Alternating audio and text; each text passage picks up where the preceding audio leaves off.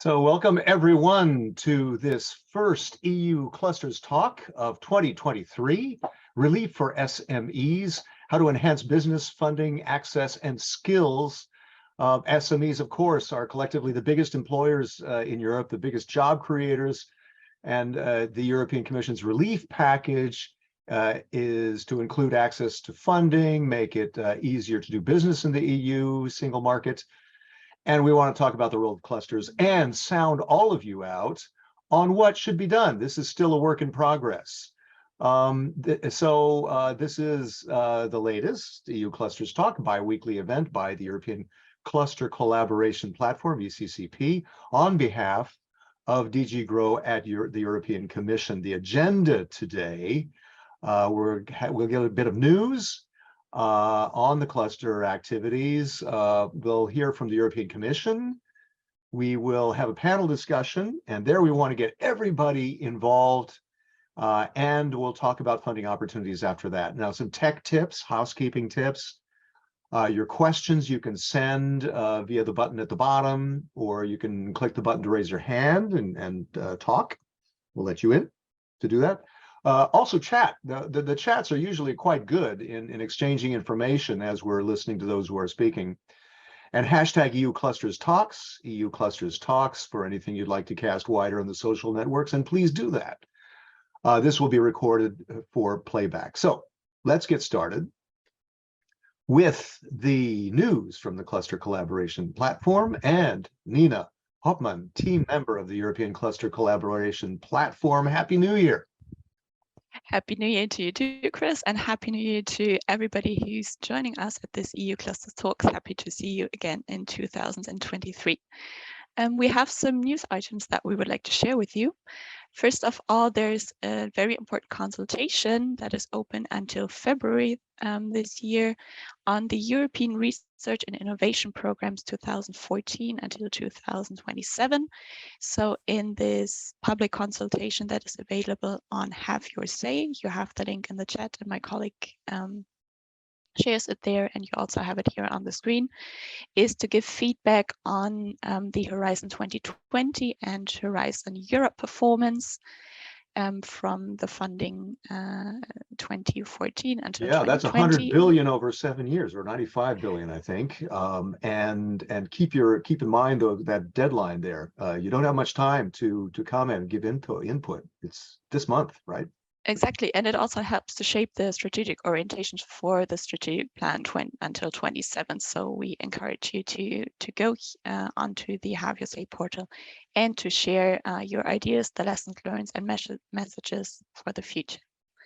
Then we have the next C2 Lab, the collaborative workshop at the European Cluster Collaboration Platform offers for cluster organizations, companies, research organizations, actors from the civil society, and all other interested entities, in which you can bring and find collaboration platforms and mature your project ideas that you want to implement, but where you still need to build the business case for. For this we will help you with, and it will take place in Lund, Sweden on the 21st and 22nd of March. Registration will open soon, but already take a note in your calendar if you would like to come and join us there.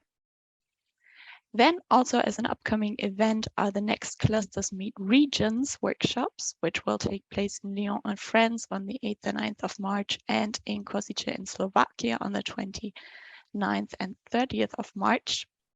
So please also take note in the calendar for these two events. Quite interesting, because here we're going to talk about the role of clusters in the regional economies and as drivers of economic transition, and to have the dialogue with the regional stakeholders on how to improve the cluster involvement in the industrial development. And last but not least, we would also like to share and invite you to get active on LinkedIn in the ECCP discussion groups. There are 7 of them open. Please click on the link in the chat so that you have the overview and you can join them, share your thoughts on, for example, how to support Ukraine, what are you doing on the green transition, what are your activities, have you read an interesting article, what would you like to the cluster community to know, on cluster networks. So here we have, I think, a great exchange opportunity to which we invite you. That's from our side, and back to you, Chris. Well, Nina, I wanted to ask you, can you back up to those meetings in France and in Slovakia? Sure. Just want to ask you about that because I guess people would be curious, who shows up to these? Here we have different participants, of course, many clusters from the countries, also clusters from other countries that would like to learn about how cluster policy is being implemented in those countries.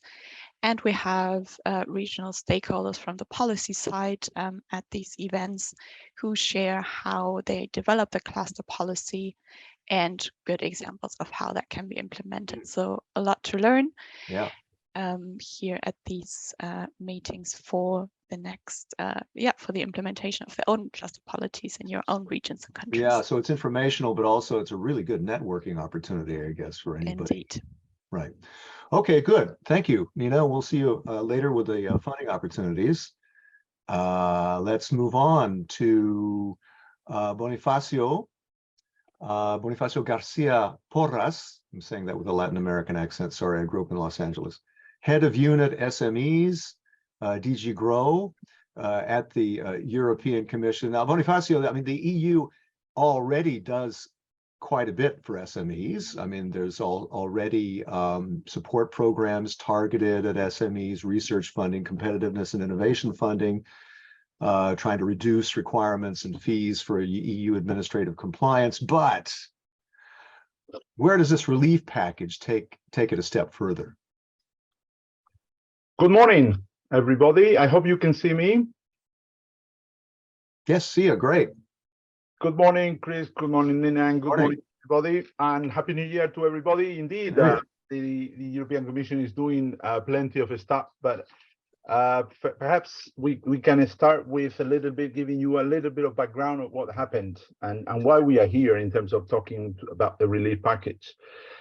Indeed, I think 2022 has been a year with a lot of challenges for SMEs. I mean, prices, you've seen that rose by more than 9% in the European Union, in some countries even more, mostly driven by increases in energy prices, but also because of other reasons. And because of that, I think SMEs have, in a way, put on hold many planned investments and prioritize the need for savings. And in a way, this hampers the path towards a digitalization and more greener Europe that, you know, has been the major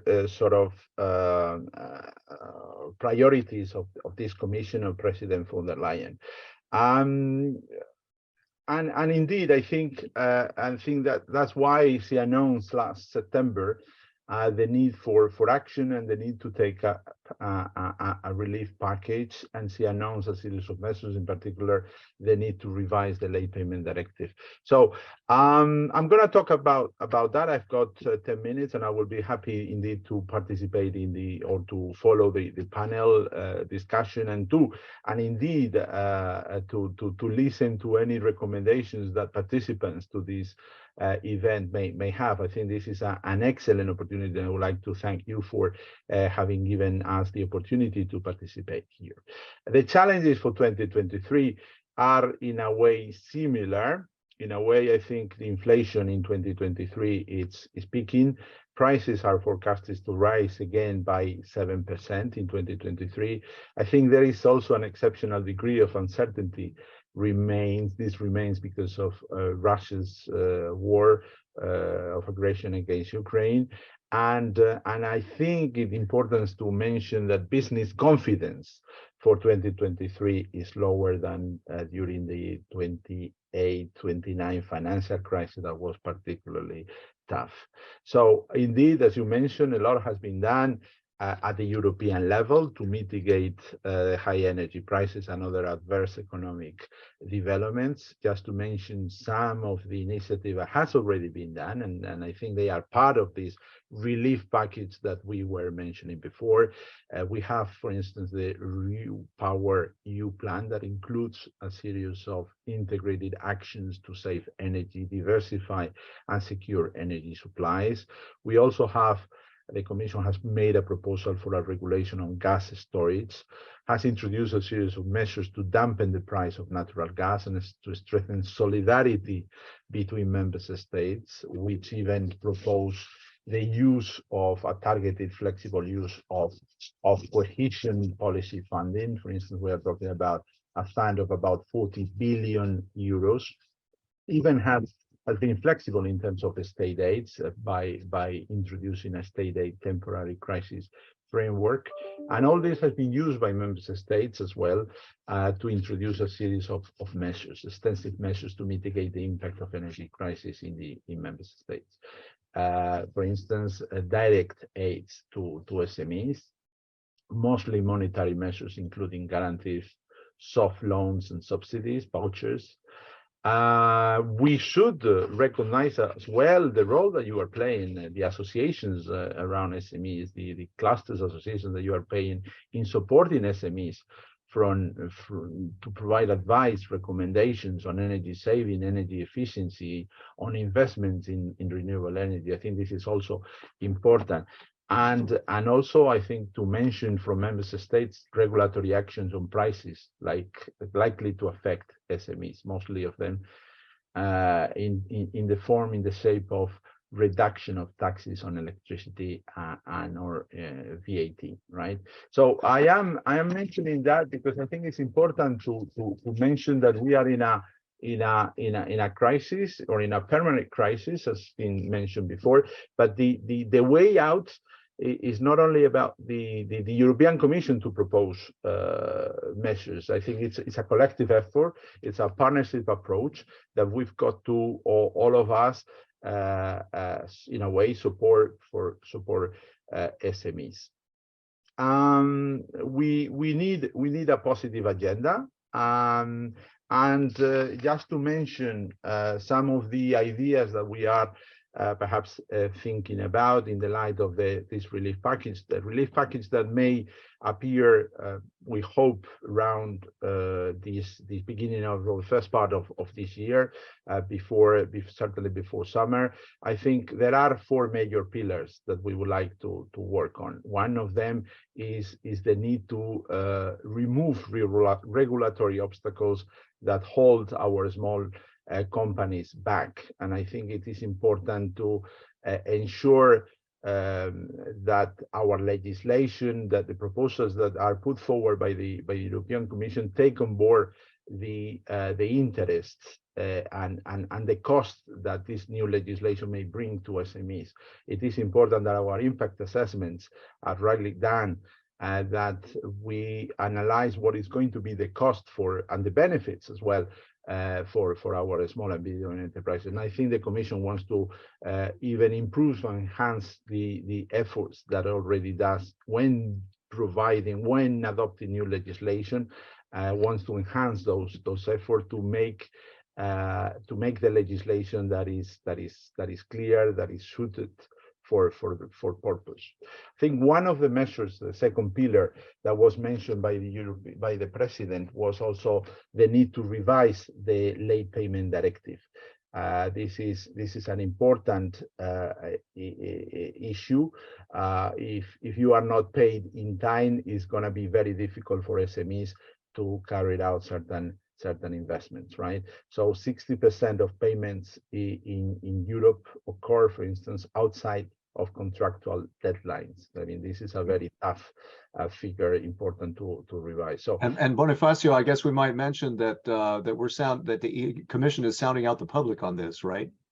Absolutely, we will. Yeah. We will launch precisely this week, hopefully, a first set of documents on calling for evidence. We need data precisely to be able to develop an impact assessment with the idea to prepare the best possible impact assessment on what might be the impacts, what might be the solutions, what might be the ideas that we may want to put forward. I think we are working. I'm not going to explain too much. You will receive shortly this week, and hopefully you will announce this consultation. And I call you for your support and the participation of clusters in in this questionnaire that we are sending around, right? So it is very much about perhaps setting up a maximum deadlines for payments between business to business. Now, in fact, de facto, there is no maximum limit. We might be talking about 30 days, who knows? This is something we need to look into. I think it's important as well to work on enforcement and ensure that the small and medium enterprises have the possibility to claim back the payments, and that the payments are paid in time. I think it's also important to see and explore possibilities regarding the use of digital tools to make prompt payments easy, and as well as I said before, enforcing provisions and penalizing bad payment behavior. I think these are the 3 or 4 major elements. I don't want to expand too much. You will receive soon the call for evidence, and I think beginning of next week we will also have the questionnaire and the open consultation. I think important for you to participate. We need your data. We need your input. We need to understand what might be the benefits or even the cost of this new initiative. So this is the second major pillar. The third major pillar, I am start concluding because timing is certainly running out. The fourth major pillar, I think, is the issue of ensuring a workforce with the right skills and enable SMEs to make the transition to digitalization and sustainability. 67% of SMEs sees access to labor as highly pressing these days, and 66% of SMEs report an increase in labor costs. We are all aware of the lack of skills and the lack of labor force for many different reasons. I mean, probably this is structural. So this year, 2023, is going to be the European Year of Skills, and we will pay particular attention to everything dealing with upskilling and everything about incentivizing skills that facilitate digitalization, that facilitate sustainability. And the last thing is access to finance. And indeed, as I said before, I think we see that SMEs are probably conservative in terms of the spending money. They are putting the money they are saving the money for the time being, and I think it's important to increase the possibilities for access to finance. And we are thinking about something that was also mentioned by the Commissioner Breton in the last assembly in Prague, SME assembly, to top up Invest SME window with an extra 4 billion euros for the period to 2024-2027. Or any other type of export credit initiatives. So these are the 4 major pillars. So certainly access to finance, skills, late payments, revision of the late payment directive, and facilitating or removing regulatory obstacles that hold our small companies back. So just a last call from your side. I will be here. I think also some colleagues of mine are also participating to the event. Thank you again, and thank you as well for your comments, ideas that we may want to explore and expand in the light of this relief package. Great. Thank you so much, Bonifacio. And you can stick around with us for a while, I guess. Listen in if there's anything to comment on. Yeah, I mean, I got a small business and I deal with all those issues as well. I know late payment is a big issue. And let's bring in Veronique Willems, Secretary General. Let's start this panel debate now. Veronique Willems, Secretary General, SME United. Let's start with you. You see the list of the different participants. We'll get to each one. Tax rules we talked about ahead of this. Anything else that rings a bell to bring up as far as challenges that SMEs are facing right now? Well, I think the Bonifacio already gave a very good overview. First of all, I would also like to give everybody best wishes for 2023, an inspirational and entrepreneurial year we are looking forward to. As SME United, we are also very happy, Chris, that the Commission is going to tackle the late payments, because this has been an issue for decades meanwhile. And it also immediately has an impact on the cash flow and on the resources of companies. The GRC made a study that showed that if companies would be paid within, let's say, 30 days, their cash flow would go up with 60%. That immediately has a very I can relate to that. Wow. So that's a first thing that as SME United, we're very happy that the Commission is taking this up. A second element, which is at the moment very pressing for SMEs, is for many access to finance. We've had feedback from, for instance, our Belgian member organizations, which indicate that 1/3 of SMEs are out of reserves. That immediately has an impact on their investment capacity, being able to invest in the green and the digital transition. So there we certainly have to indeed step up InvestEU, the SME window, making sure that the resources are available. Coming to the tax rules that you also raised, and the proposal that was also made by Commission President von der Leyen in her State of the Union on the common tax rules. Of course, that is always something that would make life for SMEs easier to go cross-border, because for them it's always complicated to get into the new tax system in another country. Yeah, but tricky that because taxes are pretty much the domain of the national governments. How do you get them on That's what board? I was about to say, but we will see how member states will react, because we know that they always get a bit very nervous when that topic comes to mind. And then on the skills, very, very important topic. I was reading an article yesterday of a company in Belgium that is closing down because they cannot find new staff, and they are not able to continue working with the staff they have at the moment. So there are 9 jobs getting lost in that company due to the fact that they cannot find more skilled staff. Wow. At SME United, we have been working already in 2022, Year of Youth at European level, and we combined it youth and skills. And we're very happy that we will be continuing this year with the European Union Year of Skills to further develop on how we can support our SMEs to find skilled staff. Okay, great. Leah, I want to come back to you, Veronique. Let's get everybody on board first. Thank you. Montserrat Monse, people call you Monse Daban, Director of Science Policy and Internationalization at BioCat, which coordinates and promotes the healthcare and life sciences sector in Catalonia. And yeah, Monse, one of the things are you with us? Let's see. Yes. Yeah, I am. Okay, yes, I am. Good. There you are. Good Hey, morning. hi. Hi, good morning, everybody. Yeah. On Cascade funding, I thought was really interesting. You want to hit on that, and anything else you want to? Yeah.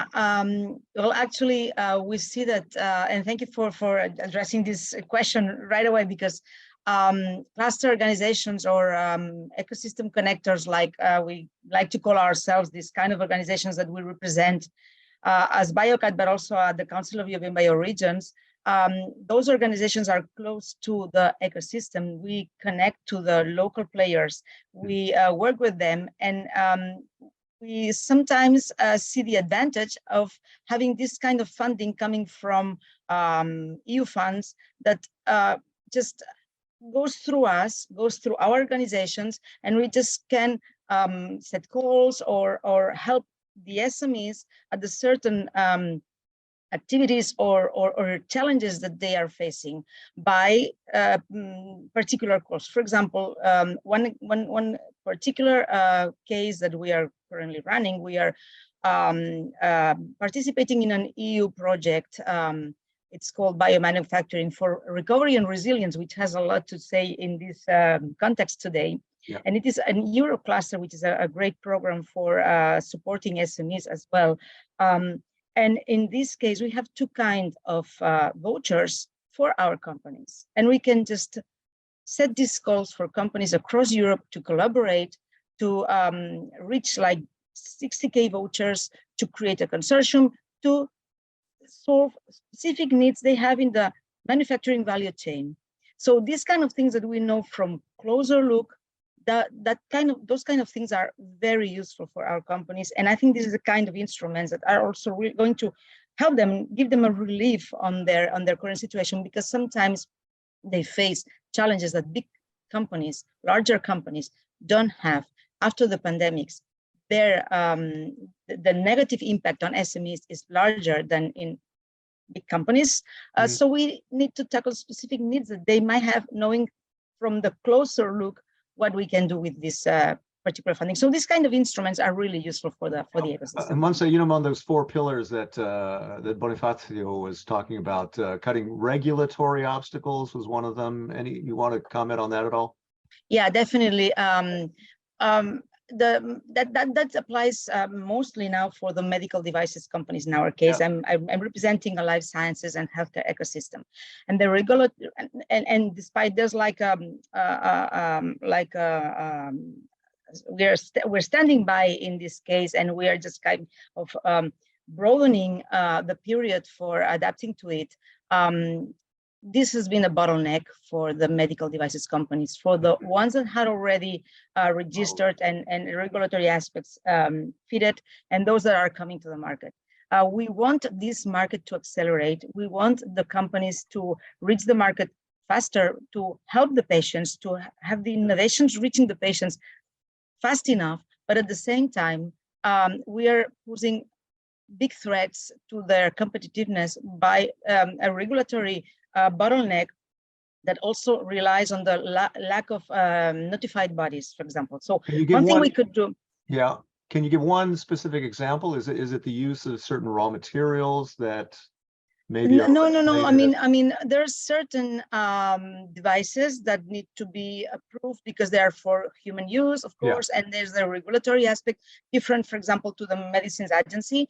And this case means that they have to follow a specific pathways to regulatory approval that are very tedious, that are more tedious than in other regions in the world. So and at the end of the day, the bodies, the agencies, the offices that notify these, that can unlock this regulatory process, are fewer than needed, than necessary. So one way would be increasing the number of notified bodies, flexibilizing these regulatory processes, and helping SMEs reach the market faster in that sense. Great, Montse, thank you very much. We'll come back to you and let's remind everybody, I'm seeing questions coming in. Excellent. And we want to get to as many as we can.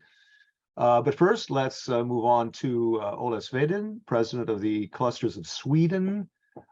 Keep in mind that Sweden has the rotating EU presidency over these next 6 months, so important to get Ola's feedback on that, what the hopes are. I think you and I talked ahead of time on more flexible regulations, like we just talked about with Montse. Anything you can add to that, Ola?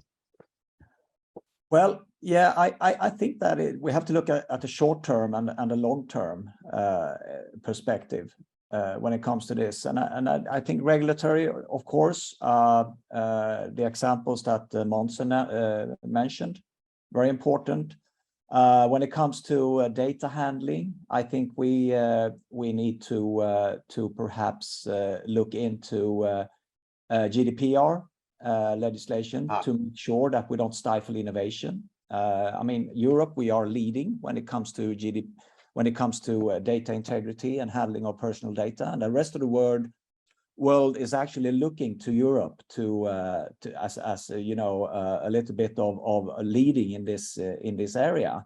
Right. But even so, we have to be careful not to stifle innovation by imposing too strict rules in that area. So that's one thing we could look at long term. A little bit more short term, I think some of the initiatives that the Commission has put forward already with, for instance, simplified digital signatures, an EU-wide electronic ID card, that's one thing that we should push more in the future, because that is actually something that would help SMEs doing business. That's a concrete thing that would actually speed up doing business within Europe. So that's one thing that I would like to see happening in the regulatory space. Okay, very good. Ola, we'll come back to you as soon as possible. Let's now go to our final guest, Jorge Guillen, export manager at Agroveco Group, converting raw materials into quality feed for animals, both domestic and farm. Yeah, Jorge, I guess ahead of time we talked a little bit about the need for a single set of tax rules. I know we just talked about that, I think with Veronique. Anything you want to add to that, or anything else that that Bonifacio raised? Yeah, I mean, I think Bonifacio already mentioned all the main topics that we could think about. So what I would like to emphasize from the point and give the point of view of our company, because as you say, we are a cooperative agricultural company at the end. So I think in our case, the biggest challenge here could be both for the future, but also for the present, is more connected to digitalization and data management. This is for us the biggest challenge for this type of companies indeed. I would say the biggest challenge and complication here is not just buy the software, the system, that can be kind of easy, but it's the real and practical implementation of such package. This is connected also to the lack of a skilled workforce for this. You need to find a proper partner. You need to find proper employees, compromised to work it, proactive, etc. And the issue we are facing, and we believe it's happening also to other SMEs companies, is that we are not an IT company or a tech company. So, both junior employees or also more experienced employees, usually because of curriculum, because of social status, whatever, or because of their own preference, they usually go for other type of companies. 10 minutes from us, they're building the new office from Amazon, for example. Yeah, right. So how do you make that more attractive then for them not to go to the GAFAs? I mean, it's a hard work, like growing and growing, acquiring more reputation, impact on media also about our achievements and so on is needed. But more than that, also, this can be connected also to the importance of other programs that I think we can also talk here, like the Pact for Skills that building skills. Yeah, because at the end of the day, due to these reasons, it can be many times it's more practical, more efficient. Teaching some of your employees that are already compromising the company. Maybe they are working here for the last 20 years, 15 years or more. So training these employees can be at the end more practical and efficient than trying to hire someone else that, even if at first it's really hard to then make them come in here. Yeah, the compromise is not the same either that you can have from someone who feels the company like part of their own. They are kind of ambassadors from the brand. Yeah, I guess too. I mean, when you're in a big company, you kind of become just a cog in the wheel, whereas when you're with a smaller company, an SME, you have more hands-on involvement in things. I guess that's a selling point as well. Stay with us, Jorge. I want to get to some of the questions. Ana Lopez, you were raising your hand. Is Ana Lopez available at this point? She wanted to ask a question. Can we get to Ana Lopez? If not, then we have questions. One from Yanis Izelnieks. What are the risks of more stringent regulation on late payment? Is there not a risk that more stringent regulation could force closure of businesses? Well, that's an interesting point. Would anyone like to address that about late payment? I'm happy to, and I think Bonifacio might also want to, but maybe from the side of SME United and why we with our member organizations have always been insisting on a more stringent payment culture is that it's scientifically proven that 1 out of 4 bankruptcies is due to the fact that payments have been late, and then you get the snowball effect because one company does not get paid, is not able to pay their suppliers, and so on and so on. So I think that's a very important reason why we have been pushing for a better payment culture. And as I also refer to, but I think maybe Bonifacio can tell more about that as well. The GRC report also clearly showed that when the payment culture improves, cash flow of small companies will also improve. What I sometimes say is that at the moment, SMEs are being used as the bank for big companies and public authorities. And we would like to get a more equal playing field on that perspective, let's say. Yeah, I guess it cuts both ways. If you set a hard deadline like 30 days, that could be tough on certain companies. right? Certain SMEs. On the other hand, if you don't set some kind of a deadline, then that's going to put other businesses under pressure financially. Bonifacio, you want to address that? No, absolutely. I think Veronique mentioned these two main figures. The joint research study precisely addressed this issue of the cash flow that Veronique mentioned. But also, I think it's important to mention that that faster payments in a way also reduce the financing costs of SMEs. Chris, you mentioned an important point. I mean, about, for instance, if we set up a lower deadline for payments, what it is important is that this deadline, the 30 days, plays for everybody, right? And that's why I think the combination of any type of deadlines for payments has to be combined with enforcement mechanisms that are efficient. So that it is easy for, let's say, SMEs to go and ensure that they are paid within the 30 days time. So there is an overall increase in the cash flow for everybody in the whole economy, and this cash flow we believe is going to be very beneficial for making some investments in the sustainability area, in the sustainability field. So I would certainly recommend the colleague who was raising the question to have a look to the Joint Research Center study, which is, I think, very appropriate in this sense. Okay, great. Thanks. Veronique, I think you had something to add there. You got your hand raised. Yeah, maybe also making a caveat on the 30 days, because we know that in certain sectors there are other practices going on. For instance, in the fashion industry, for instance, in the retail sector. Of course, if it's an established practice in a certain sector, that will be taken into account, at least in our position. And I think that the Commission in their proposal, but that's up to the Commission to explain and decide, of course. But we also know that in certain sectors there are other habits and practices, and that those need to be taken into account as well. Okay, great.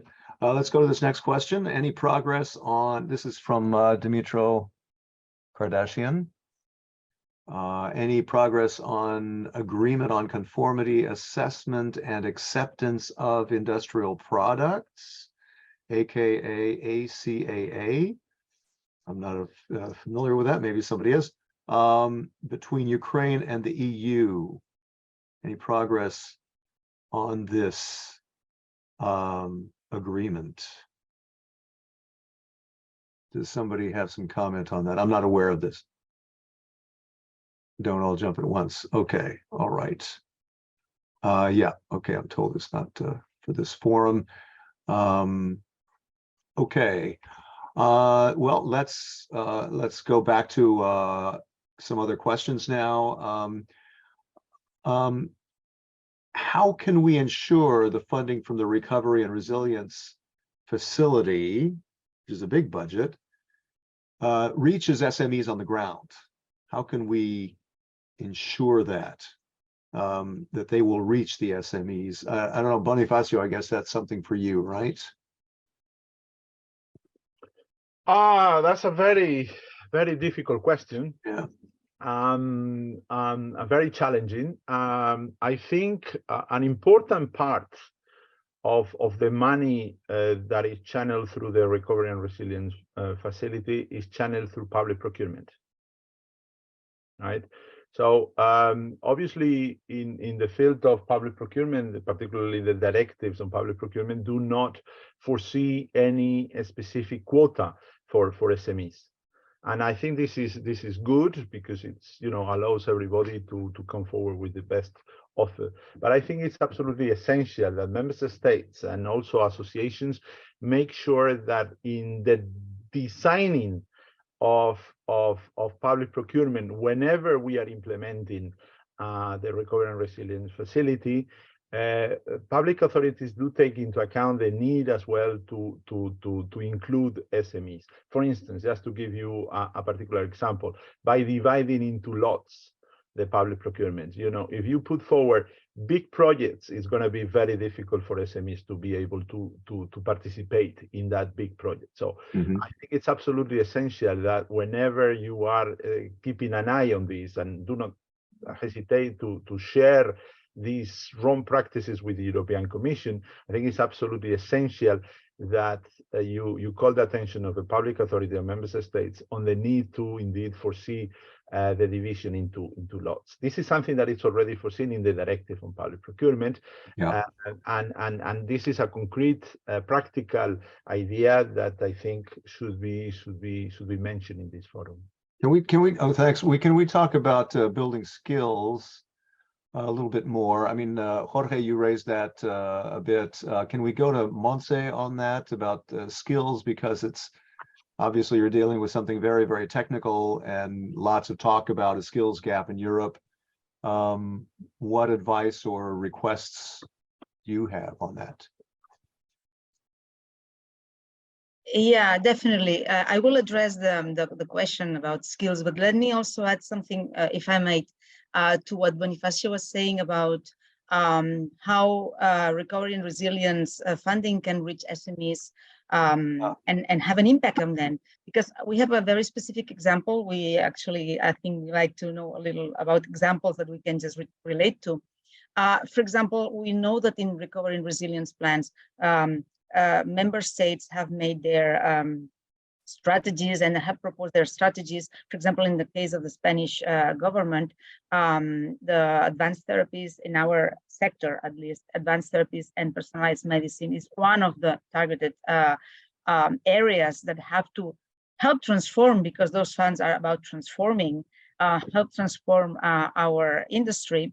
And one good example about that is, again, the role of ecosystem connectors or cluster organizations. In our case, we have mapped everybody in our region that is working with every subsector in this industry. So we are kind of connecting all the dots on research centers, large infrastructures, SMEs, large corporations, to help create a hub on advanced therapies and personalized medicine. So the role of regional authorities, cluster organizations in supporting the member states' strategies to better help reach the SMEs is crucial, again, because we are on the terrain, and then we can help SMEs to be part of those large consortia that are the only ones that can, at the end of the day, reach the large funding opportunities that Bonifacio was mentioning. So that is, again, I think, a good practice about that. Yeah. Okay. Ola, can we zoom over to where you are in Scandinavia with the clusters of Sweden? How are you helping the companies you deal with in the skills gap? Well, I think that the what we see here pretty much reflects what we see in the rest of Europe when it comes to lack of, in particular, digital skills. Digital. Yes. And I think we have to make a multi-pronged approach here, and also look at funding reskilling to a higher extent, that is to educate, to train the workforce that are not as digitally advanced. And we have seen some I think very good programs as a response to the pandemic. For instance, the React EU program, which I think was very successful in this. We were part of a regional program in the south of Sweden where we successfully trained a couple of thousand workers, in fact, to get more digital skills. Mm-hmm. That's one thing I think we could do. And I think that what we're seeing also with the digital innovation hubs is specifically targeted to that area when it comes to digital skills. That is a tool that we will use here in Sweden for sure. Mm-hmm. We have 4 EDIH here in Sweden, and I think that will be a very good tool going forward. And I will also want to comment a little bit on what we talked about, how to reach the SMEs with the programs. Okay.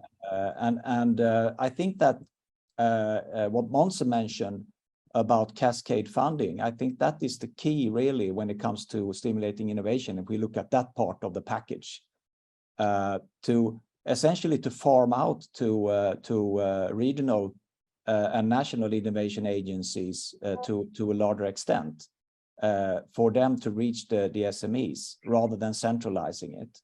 So I think that's a very good initiative. Monse mentioned the Eurocluster projects. For instance, the cluster organization that I'm part of or running in my day job, Mobile Heights, we are part of Silicon Eurocluster, which is targeting the microelectronics and IT industry in Europe. And I think that's a very good way of actually helping, concretely helping the SMEs to stimulate their innovation, their R&D. What about, I'd like to, unless anybody has any more to comment on that, energy costs. That's something I see all the time, TV reports on SMEs struggling with high energy costs. I know that the Swedish presidency wants to help SMEs on that. What's your dream or vision on that, Ola? Yeah, I think the it's a little bit tricky debate in national debate in Sweden right now, because we are perhaps a little bit more affected by the high electricity prices than some other regions in Europe, and that's because it was so low before, right? They were low before. We had an abundance of hydrogen, hydropower and the nuclear power in the past. We are now part of the European market. And in fact, the region where I'm calling in from, which is Skåne in the south of Sweden, we are in a very vulnerable position because we have less energy generated here locally than we are consuming. So we are very dependent on deliveries from other regions, particularly from the north of Sweden, but also from the south in the European countries. And the prices are very high right now, and essentially the SMEs are seeing a double whammy with the inflation in general, and now the energy prices on top of that. So we need to help them, and I think the late payments directive plays into this, because that is one thing that would directly affect the cash flow of companies that are now struggling. Yeah. So one example, the biggest tomato farmer in Sweden, they decided not to stop production in this winter. As you can imagine, tomato production in the north is very dependent on electricity because of the lack of sun. Yeah. And they simply decided it was not a business anymore to produce tomatoes. And this is Sweden's largest tomato producer. Wow, really? Wow. Anybody else on energy? I have a question or two here to pitch out, but why don't we pursue the energy issue? Veronique, let's go to you. And maybe on energy, because that's been indeed a hot topic throughout the whole of last year already. When we were exchanging with our member organizations across Europe, prices go up with sometimes 110%. I mean, multiplied by going from 3,000 a month to 12,000 a month, for instance, which for some companies is completely not feasible anymore. And what we see in the whole of Europe is that, for instance, bakers, supermarkets, small supermarkets are really indeed, as Ola also mentioned, just making the assessment and closing down due to the fact that they would be putting in money rather than earning money. Yeah. With the European Covenant for Companies of Energy and Climate, which is a consortium run by DG Enner, we are also trying with SME United to find good ways to support companies in the energy transition, trying to find out whether it could be useful to go to renewable energy, how to do energy savings and so on, because both are important. On the one hand, you have to save energy, not just put the light on the whole day. the other hand, you also have to make sure that we make that switch to the renewables. And again, there as well, we are supporting the companies also finding the right funding tools and also the most appropriate renewable energy system for them, because it's not always the same depending on the activities of the company. So that's something we will continue working on this year, and I can certainly also provide information on the consortium. I will try to put a link to the website in the chat. Okay, very good, great. Monse, did you have anything? You had your hand raised, but not anymore, right? You're okay? Yeah, thank you. But it was not for the energy subject. It was to very quickly talk about skills, because this is something I jumped to refer to the hub or to the recovery and resilience funding, just very quickly, and also giving some examples. We, of course, at least in our ecosystem, in our life sciences industry, we will continue to require postgraduate trained workforce for what we call the upstream bioengineering roles, which means the research and the initial stages of development. But the biomanufacturing, and I'm referring again to this area because this is one of the key sectors also for life sciences industry. So the capability of Europe of producing biologicals for actually the recovery, the resilience, and the preparedness of Europe as a whole, this is creating additional opportunities in automation and software engineering. So what I think is really interesting is being able to support the transition between different sectors, and to help bridge the gap, probably with integrating workforce from different areas. I think this is really one next step, and there are already examples of large corporations or companies or biopharma companies that are, for example, using gamification to support digital training of workforce to be more able to, it's not only about being more digital, but changing also the business models about what we will face in the future. So that's a good example. Yeah. I'm running out of time, but Jorge, did you have anything to add on energy or anything else? Because obviously you're energy intensive, like a lot of businesses, right? I think our colleagues already mentioned most of the hot points on this. There we are as a production of animal feed, energy really matters, counts a lot, because it can increase the cost of product like more than 15 or 20% at the end of the day. So every fund connected to this is also positive, useful. It's important to reach the SMEs, as I said before, and that's, I don't think there is too much else that we can provide out of what Mr. Ola and Montserrat mentioned before. Okay, great. I have a question. Will the late payment policies also apply to public purchasers and EU institutions? I was just replying that, Chris, because I didn't know whether you would have time, so I was already typing. You're typing an answer. Okay, all right.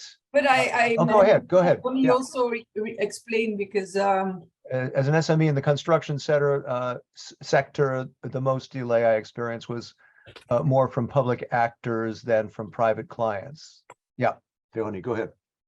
Well, as I typed, the Commission is following up with member states on how they behave, and public authorities are certainly included in the Late Payments Directive. And they already have, I think, Bonifacio, they already have a maximum payment time. Huh? No, correct. I mean, in the current directive, as it is, there is a very fixed deadline, which is, in summary, is 30 days maximum for payments between public authorities and small and medium enterprises. What is probably lacking at the level of public authorities payments is also the enforcement. They need to also secure that this deadline that is strict for payments between public authorities and businesses is indeed respected, that the compensation that is already foreseen in the directive is also paid. The directive talks about 40 euros, but indeed I think that's why we are always talking about deadlines. It is important to have deadlines in the case of business to business, as it is already in public authorities to business, but also the enforcement. The introduction of this enforcement is, I think, absolutely essential. Okay, let me ask quickly. I have a lengthy question from Tunde, but I'm trying to reduce it. Would EU clusters consider collaboration with DIHs and EDIHs? I think that's on digital, right? Like they do in Sweden. Collaboration, co-creation, and co-innovation could bring faster and stronger results. Would anybody like to talk about that? Or well, definitely that's the role of DIH. It's just connecting all the players in the ecosystem that can be from different sectors contributing to that. So definitely yes. Yeah. Okay, good. I think I'm going to have to move on unless anybody has anything urgent to add. Thanks everybody for all your questions. And thanks to all the speakers. Great to talk with you. Obviously, you're available for others to contact, right? So great to hear from you. And let us move on to the funding opportunities as the clock runs down. Let's go back to Nina Hoffman with the cluster collaboration. What kind of funding opportunities do you have to tell us about, Nina? Thanks, Chris, and thanks everybody for the great points that you make. Probably some of the funding opportunities that I'm going to present will also relate to the points that you've made. So the first funding opportunity we wanted to share with you is the call preparatory actions for setting up joint programs among innovation ecosystems actors.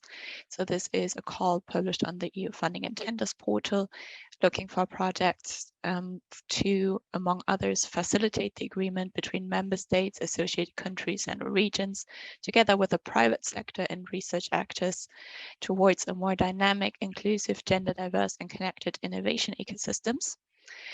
They should prepare joint long-term programs and action plans to foster collaboration, common innovation support activities, and the creation of common knowledge assets, as well as include all the innovation players from the quadruple helix.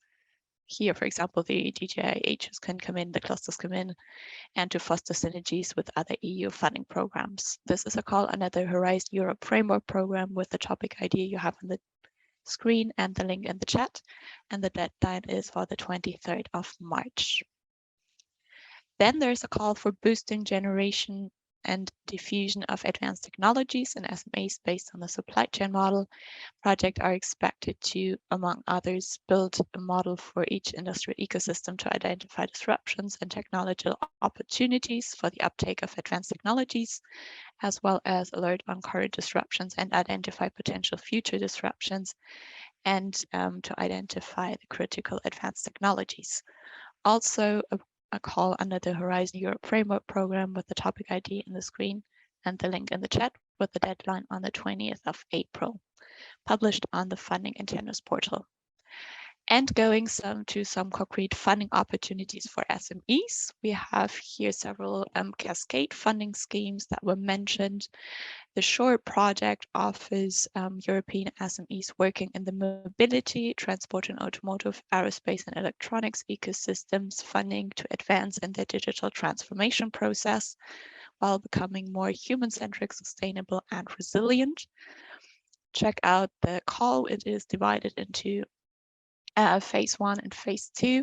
So the structure is that up to 50 SMEs can create an Industry 5.0 roadmap with the support of the project, plus have some P2P network and knowledge sharing opportunities. And up to 27 SMEs can receive a grant up to 50K for the implementation of the transition plan and to have additional support with services provided by the consortium. The deadline for the SMEs to apply is the 1st of March, and it's on sureproject.eu and via the link in the chat. Then the Green Offshore Tech project has opened its second open call for SMEs, and they're looking to fund innovation projects to develop new products, processes, or services for the green offshore production and transportation, addressing advanced materials, advanced manufacturing and digitalization, environmental technologies, as well as green shipping and new energy curious. The deadline is the 24th of March. And here we have a funding scheme in 3 phases. Up to 54 projects can receive a lump sum of 5K for a sound business plan. In the second phase, 26 can receive up to 45K per project to develop a viable project, to validate the project idea. And then the phase 3, up to 12 projects can receive up to 10K for the promotion and exploitation of project results. Check out the call on greenoffshoretech.com and on or via the link in the chat. The project Amulet also opened its second project call. This is to create new value chains to projects to foster the penetration of advanced lightweight materials in the building, aerospace and aeronautics, energy and automotive sectors. The deadline is the 22nd of March.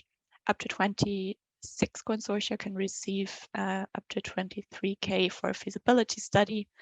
Up to 7 consortia, each maintaining from 2 to 3 SMEs, can demonstrate their solutions with support of 80K, and up to 7 to get follow-up support services for 17K. Please check out this call on Amulet on the Funding Box website.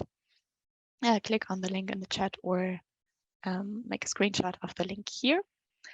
We will also publish these materials on the website on the ECCP, so you can check out the material afterwards.